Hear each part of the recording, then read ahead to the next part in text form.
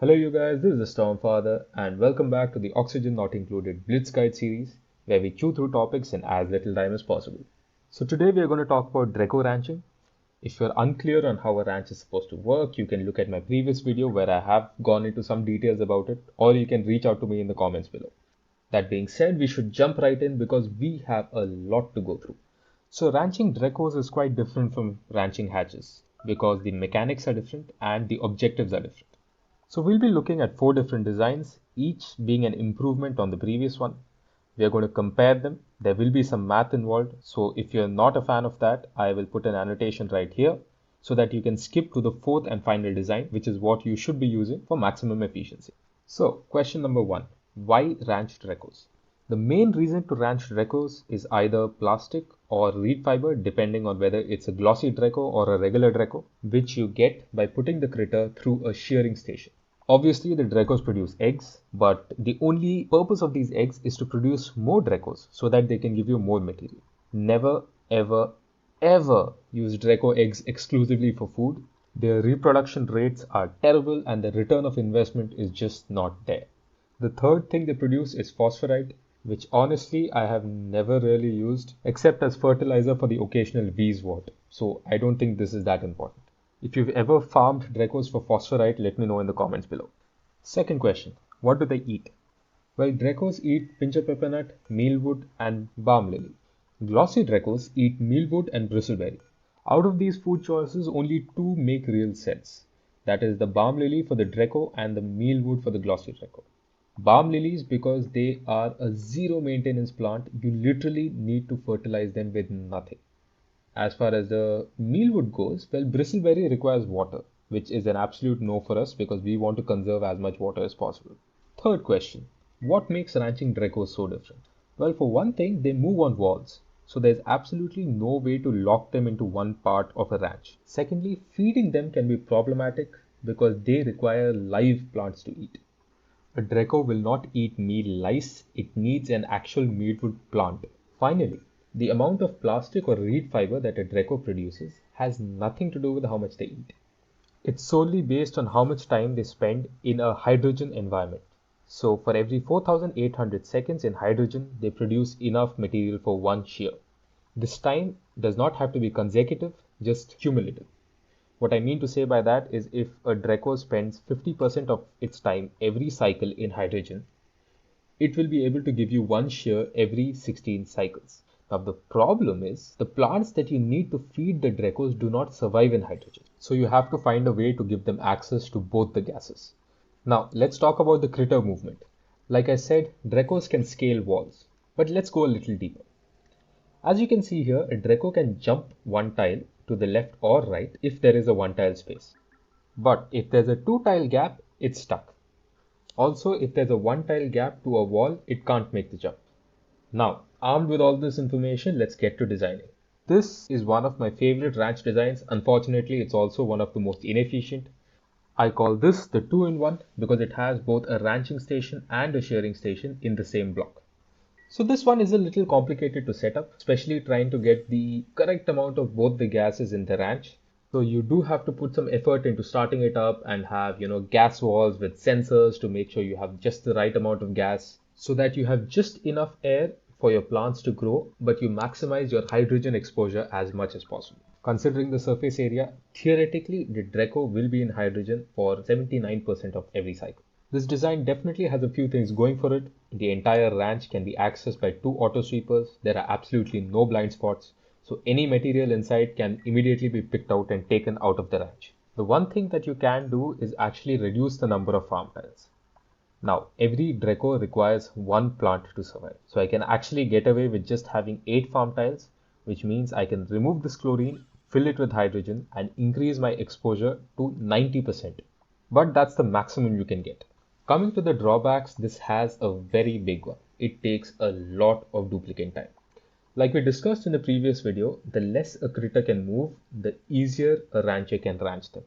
Now in this case, the perimeter or this entire length of this room is 94 tiles, which is huge.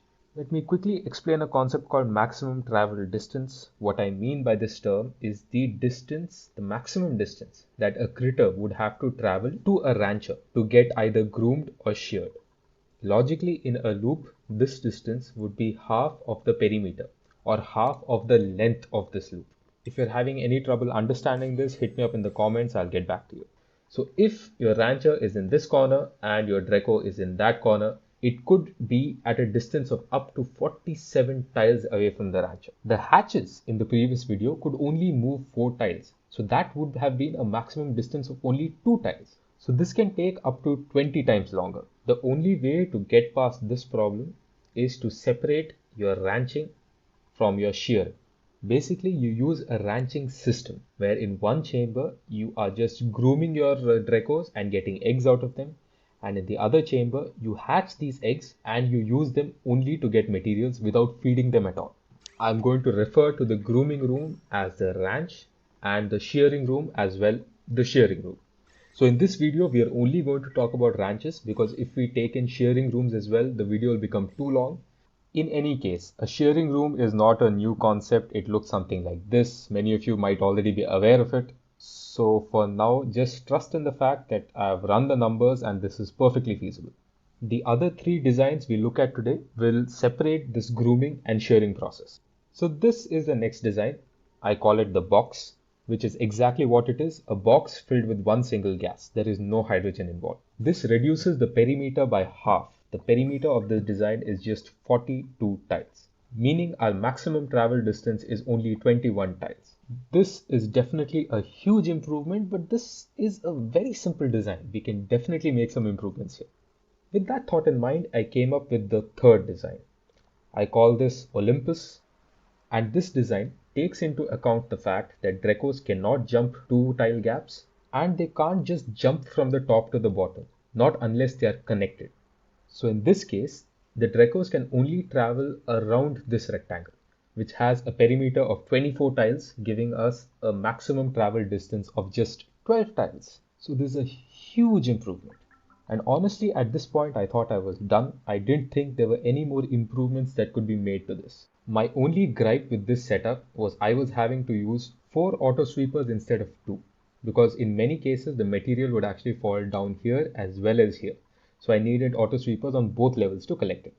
The previous design could still manage with just 2 auto sweepers. But then I had an idea, I tried it out, and oh boy did it work. This is Alcatraz. Again, like I said, this is just for grooming. The shearing will be done in a separate room that looks something like this. There is very little difference from the previous design.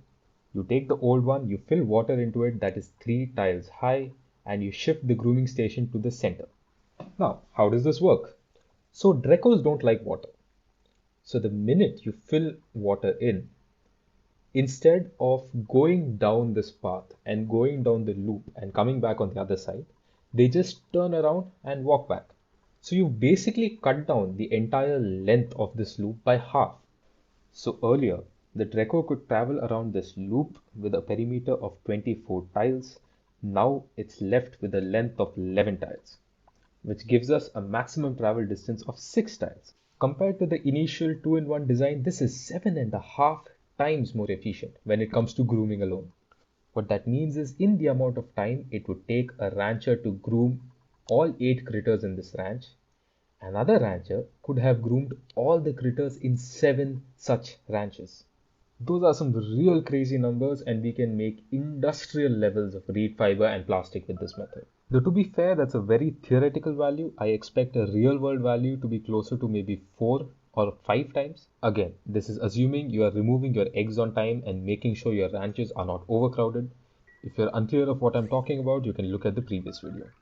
So stay tuned for the next video where I'm going to complete this topic of discussion by talking about how we can make this shearing room and how does it make sense to not shear these groomed critters at all and only shear the critters that come from the eggs that they lay.